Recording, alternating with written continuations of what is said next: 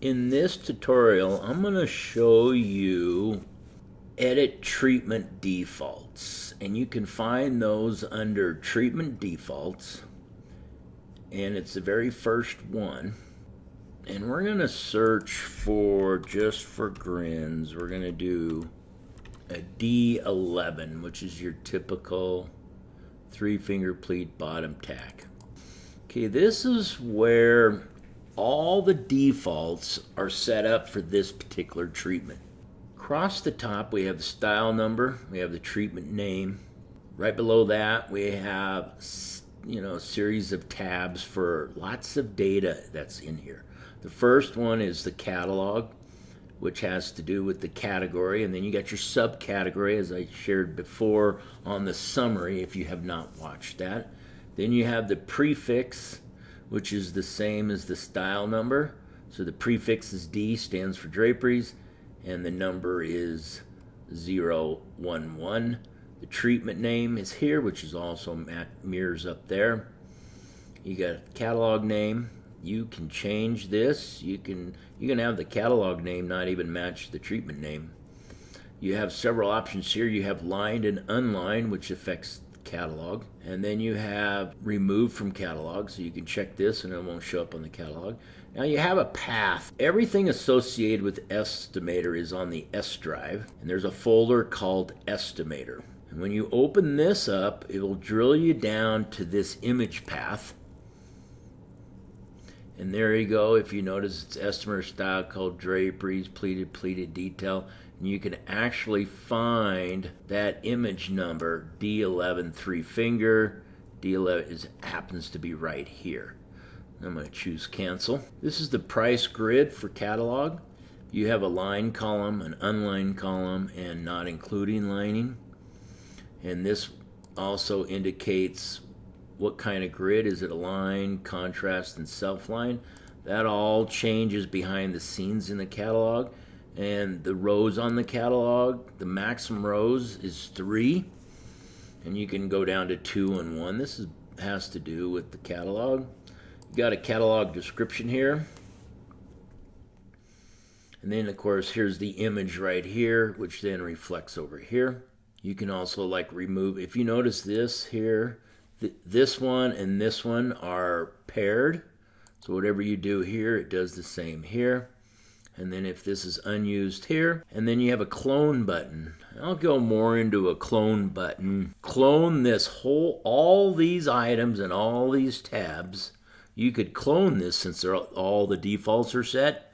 Then all you have to do is change the name and the style number, and boom, you've got a new treatment name. And then we're going to move over to defaults. This has to do with calculating yardage. The width fullness is 2.5 on this particular style. Overlaps by default are always 3.5. Side hems, I need 6 inches for panels, and then behind the scenes, if you're a pair, it doubles it for 12 inches. This shows up on the work order.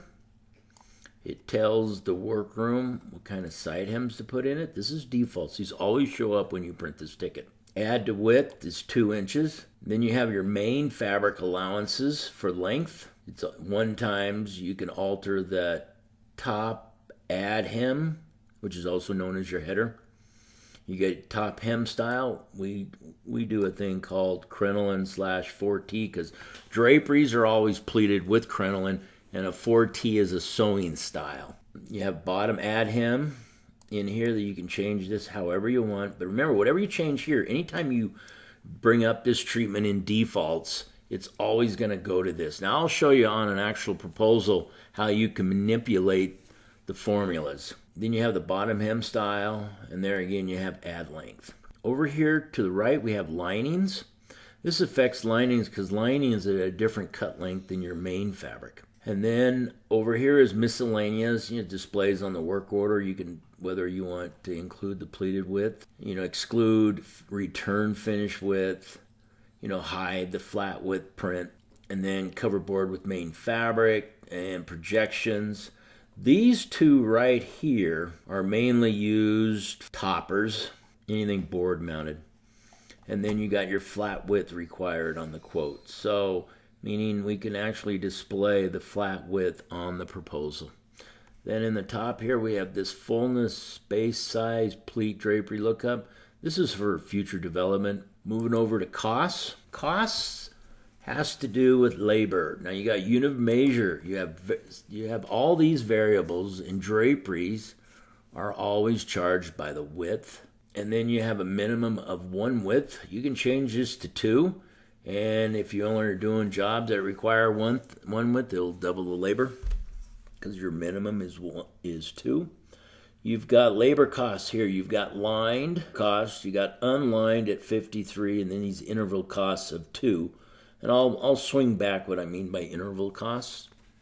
Of course, you got your lined, and then there again you get your interval costs. Variable lengths. Now this has to do with these interval costs. Okay, draperies, they start at 30 inches, and it ends at 100 inches, and then every 10 inches, so here's a little grid down here. So unlined is 53, and then after 10 inches, this is this interval, here's your 10 inches, it jumps up to 55, that interval cost of 2. It doesn't jump up into this intervals of 1.65 till after the level 3, which is right here. If you notice, it went from 57 to 72.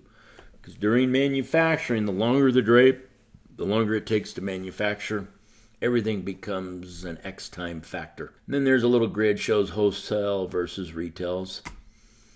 Then swinging back to this guy, this is a cool feature. Now, to change all these records, all the drapery categories we got, you're talking about like 60 or so.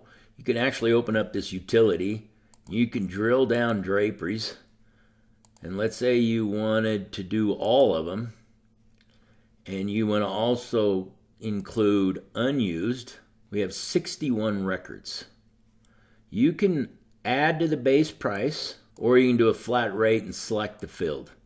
Let's say you want to do labor cost unlined, and you want to increase it, X amount of dollars.